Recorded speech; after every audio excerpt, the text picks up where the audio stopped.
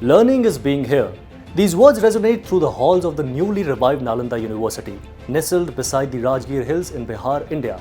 This isn't just any university, it's a phoenix risen from the ashes of history after 815 years. But why is this revival so significant? What makes Nalanda more than just another university? The answer lies in a profound truth. Nalanda is a proclamation of the truth that books may burn in flames, but flames cannot extinguish knowledge.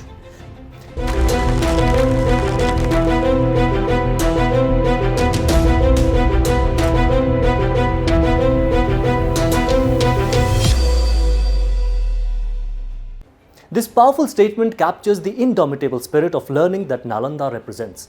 Let's journey back in time to understand the magnitude of what was lost and what now we can gain with the revival of Nalanda University.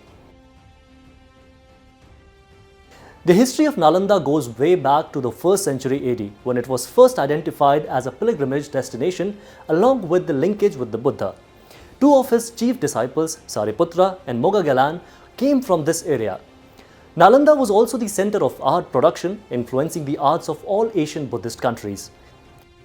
The sculptural art of Nalanda in stucco, stone and bronze developed from a heavy dependence on the Buddhist Gupta art of Sarnath.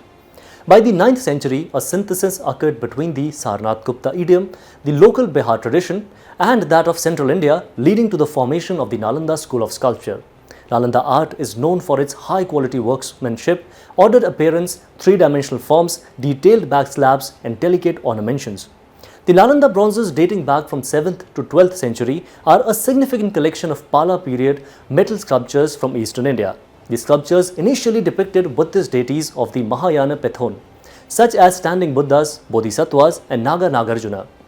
However, during the late 11th and 12th centuries, Nalanda emerged as an important tantric center, dominating the repertoire with Vajrayana deities. Depictions of crowned Buddhas became common only after the 10th century. Interestingly, various Brahmanical images not conforming to the Sarnath style have also been found at Nalanda, many of which are still worshipped in small temples and villages around the site. The historical development of the site testifies to the development of Buddhism into a religion and the flourishing of monastic and educational traditions. But Nalanda's main importance comes from its ancient roots as a center of learning. The Nalanda Mahavihara site comprises the archaeological remains of a monastic and scholastic institution dating from the 3rd century BCE to the 13th century CE. It includes stupas, shrines, vihars, residential and educational buildings, and important artworks of stucco, stone and metal. Established around 427 CE by King Kumaragupta I of the Gupta dynasty, Nalanda Mahavihara was patronized by various rulers including King Harshvardhana of Kannauj 7th century CE and Pala rulers 8th to 12th century CE, as well as various scholars. This made Nalanda one of the oldest universities in the world, and UNESCO declared the ruins of Nalanda Mahavihara a World Heritage Site on January 9, 2009. The university attracted scholars from different parts of the country as well as the world.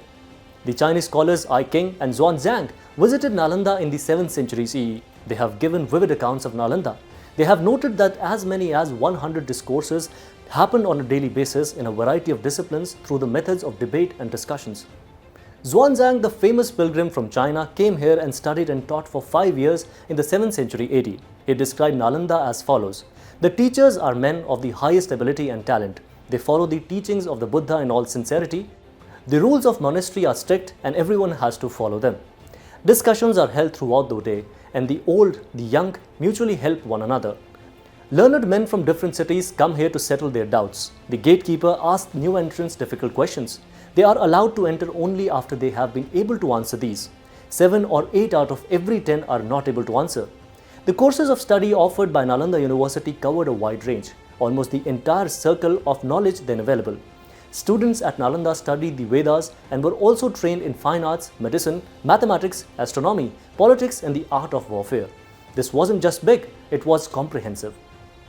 Its curriculum covered mathematics, astronomy, medicine, logic, and philosophy. The university's library, poetically named Dharmagunj or Mountain of Truth, housed over 9 million books across the 9 floors. But here's a question to ponder. How did Nalanda impact the world beyond its immediate surroundings? Nalanda Mahavihara, the earliest planned university in the Indian subcontinent, showcases the physical manifestation of ancient Indian pedagogy, blending planning, architecture, and artistic traditions.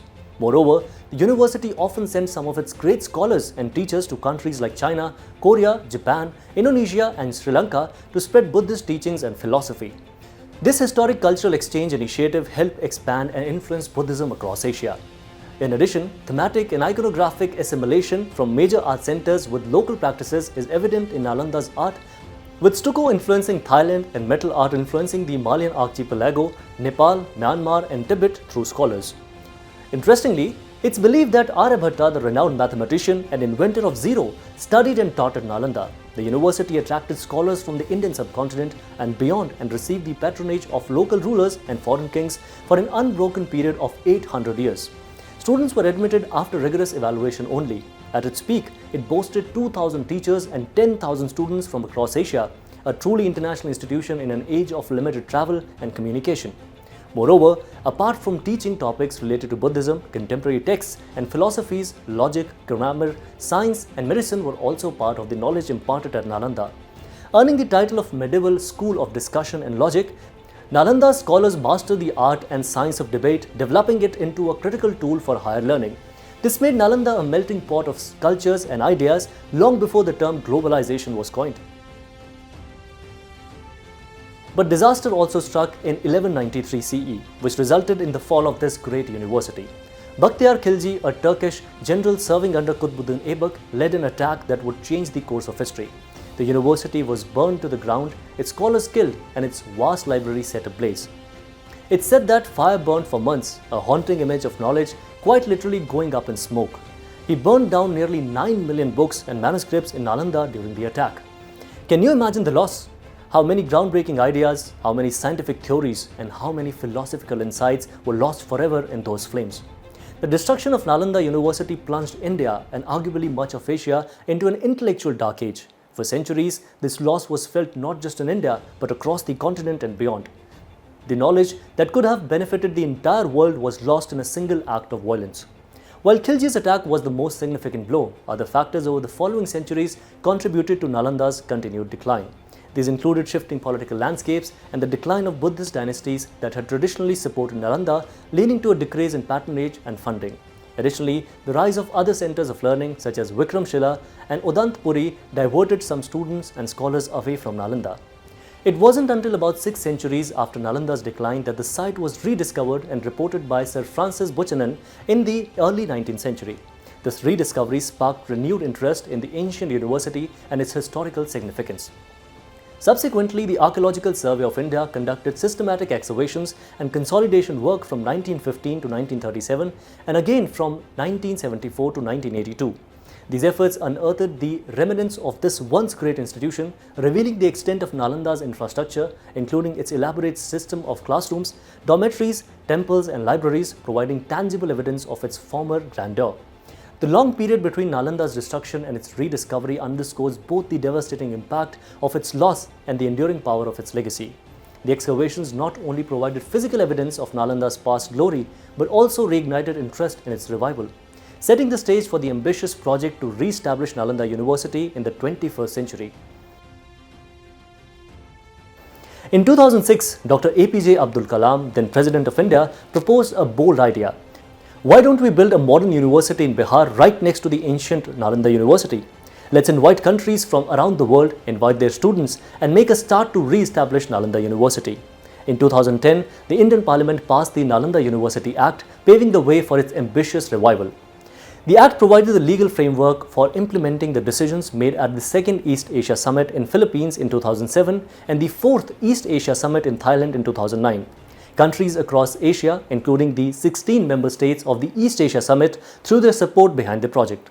This international backing underscored the global significance of Nalanda's revival. But why Nalanda?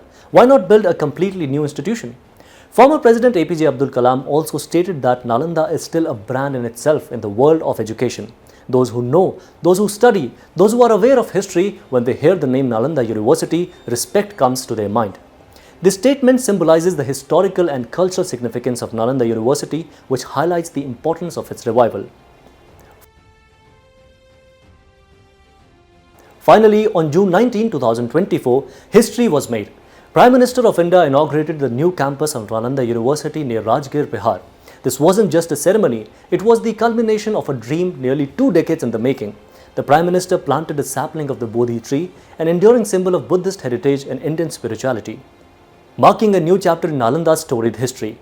Prime Minister also emphasized that Nalanda is not just a name. Nalanda is an identity, an honor, a value, a mantra, and a pride and a saga. The new Nalanda University stands as testimony to this vision. The campus spans 455 acres with its design inspired by the original monasteries and buildings of the ancient Nalanda Mahavihara. It's a net zero green campus featuring over 100 acres of water bodies known as Kamal Sagar ponds, an on-grid solar plant and advanced water treatment facilities. This commitment to sustainability reflects both ancient wisdom and modern environmental concerns. The university boasts a 250-capacity yoga center, a state-of-the-art auditorium, a library, an archival center, and a fully equipped sports complex. These facilities blend the pursuit of knowledge with holistic development, echoing the comprehensive approach of ancient Nalanda. With the re-establishment of this university, India's soft power, which was once famous worldwide, will be reintroduced. But what does this mean in the practical terms? The revival of Nalanda University is more than just the reconstruction of an ancient institution. The new Nalanda aims to be a global center of learning, attracting students from around the world. It's a bold statement about the power of knowledge to transcend time, borders, and even destruction. It's a bridge between the past and the future, between East and West, between ancient wisdom and modern challenges. The project involves 17 participating countries including Australia, China, Singapore, and Vietnam, making it a truly global endeavor.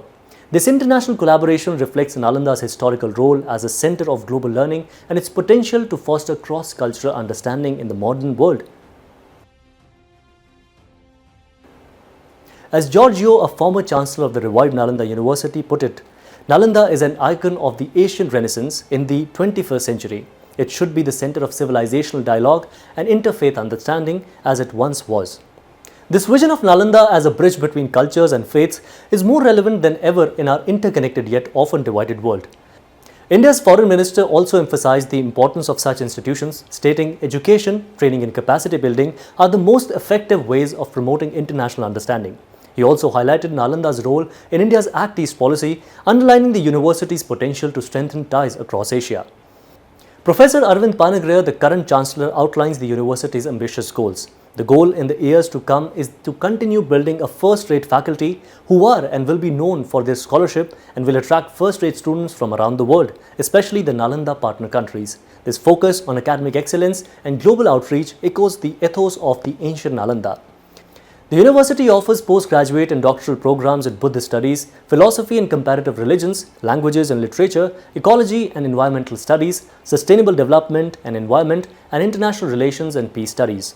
This curriculum reflects both the historical strengths of Nalanda and the pressing needs of our contemporary world. The story of Nalanda University is a testament to the indomitable human spirit and our eternal quest for knowledge. Nalanda University, both in its ancient glory and its modern revival, reminds us of the enduring power of learning to transform not just individuals but entire civilizations. It also highlights that while books may burn and buildings may crumble, the flame of learning can never be extinguished.